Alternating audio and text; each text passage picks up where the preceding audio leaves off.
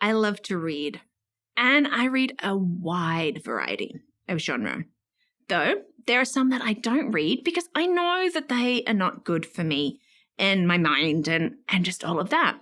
You know what? Guess what? I get to make that choice, like for me, like if I want to be reading these books or not. I enjoy reading like just for that pure relaxation and enjoyment, or maybe it is for like just learning. I found something that I want to learn about, but I love that I get to make this choice. But lately, I just keep hearing more and more like, this is banned, this is banned. I'm like, what? Why are we banning books? Like, why is it becoming such this big thing that, we've got like so many books being banned lately?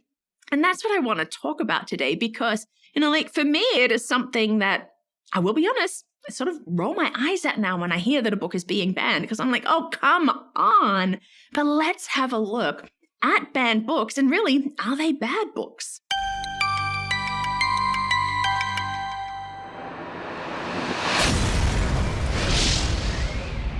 Hi, and welcome to Learning Life, and thank you for joining me today. Do you love reading too? Do you like just picking up that book and entering book world? Like, oh, I know that I do. And, I just think that it's interesting, though, how many books are being challenged or banned lately. All of a sudden, you can't get them in this area, and it varies. Okay. It is not, the same like nationwide. It just depend on the area that you are. But we've got these groups of people that are like rising up and challenging all of these books and, in a way, sort of like stifling the voice of the author. And, that's sort of hard. Like, I don't want my voice stifled. And so that's part of like why I bring like videos like this. Like, I like sort of presenting these topics and these ideas and, what that sort of really means to me. And so this is why I bring like these Learning Life videos. So thank you so much for watching and for your likes and subscribes and for your comments. Just thank you for being part of this Learning Life.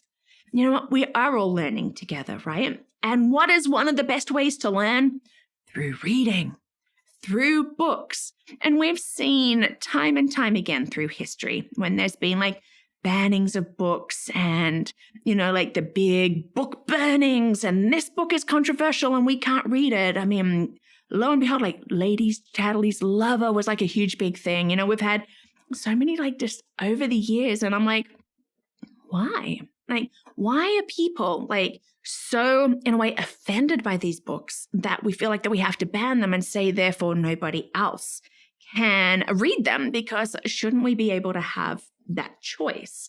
That's sort of like where I land with that. Like, I want to be able to choose for myself.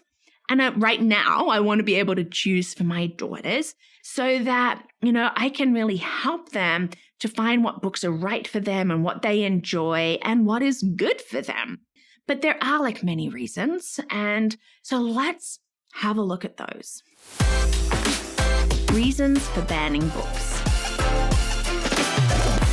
So as I said, like it's coming from a group of people, often parents or involved citizens in a community who are like, not this book. And then they'll challenge it and they'll push for it to be banned, which means that you aren't able to get it in the library in that area or in bookstores and places like that. But there's online booksellers. But, they have their reasons for it. And I get that. Sometimes I like to look at the lists and the reasons why to just sort of help me go, is this a book that I want to pursue reading?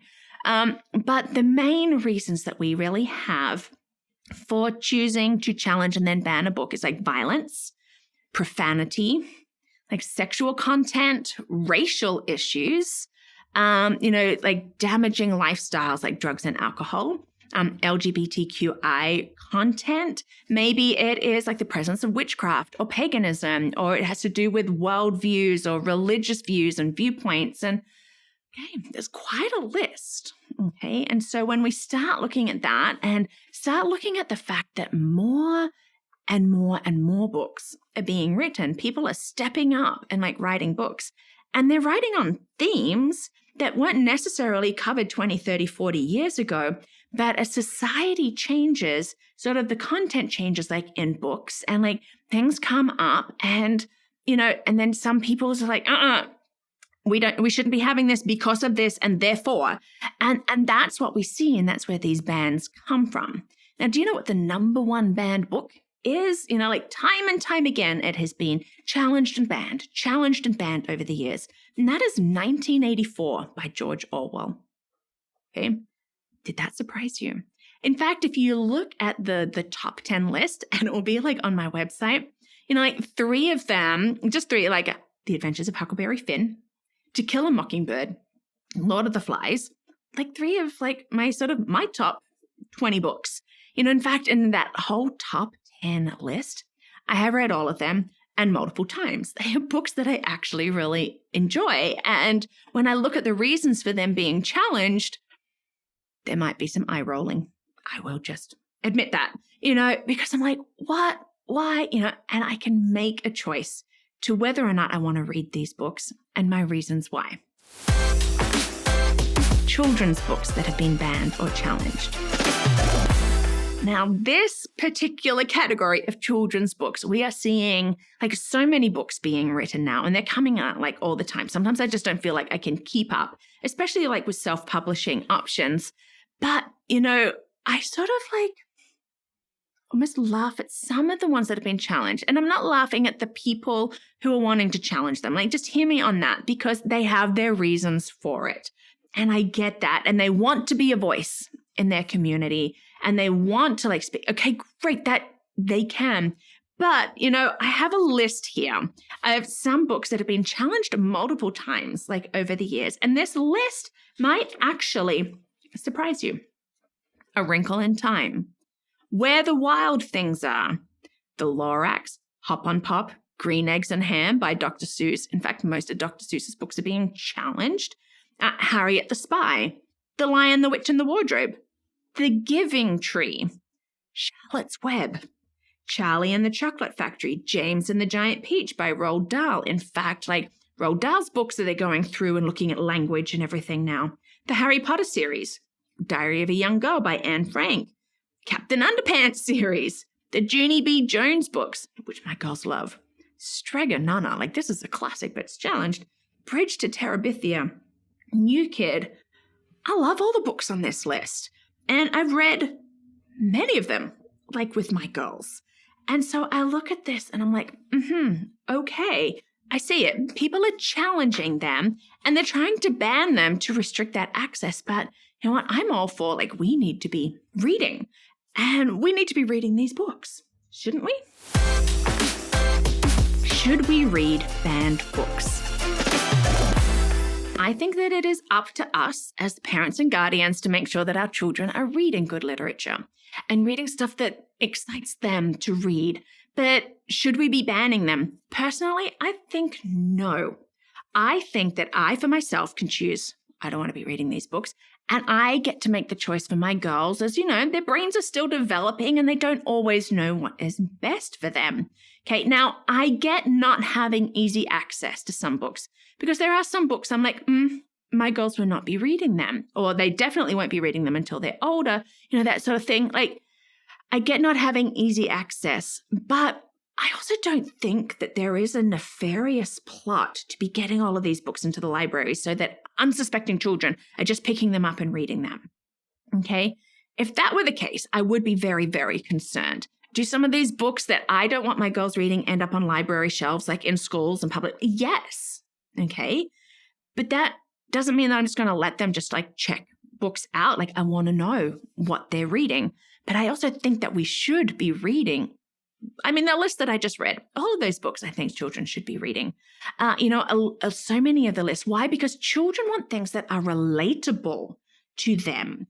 Okay? Like you look at a lot of these books and we are, as I said, seeing changes from 20, 30, 40, 50 years ago, and children are looking for things that they can relate to that maybe look like them. So our sweet children of color want to see books where the main character looks like them. Children who maybe are in wheelchairs or have other like physical disabilities are looking for books with children who look like them.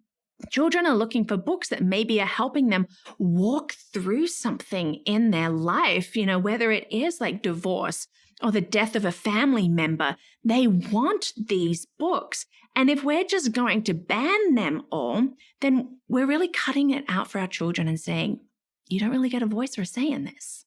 And to me, that's like really sad. And so I just think we should stop banning so many books and move it more to, I get to decide for me and my children, that's not for us. And stop like pushing out so much there instead of going, let us allow to have like quality literature. How to go about reading banned books. Okay, this is sort of what I love because I do this with my girls, like especially in entering into chapter books, but really like any book. Discuss.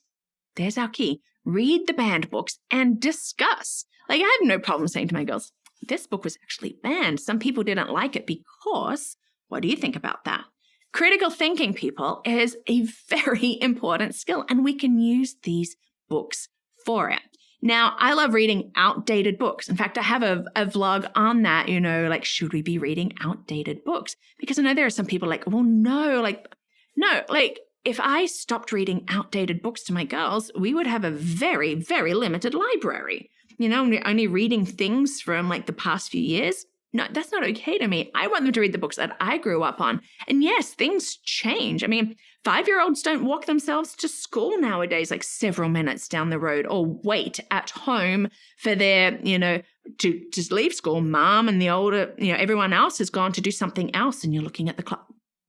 We don't have that. Or, like that they're heading off with their cousins on their bikes and their dog and they're going on a week-long trip, like far away from home for adventures. We don't have that now, but we can talk about it. Like some of the historical books, like this is what really gets to me when I'm seeing so many great stories of historical figures that people are trying to ban.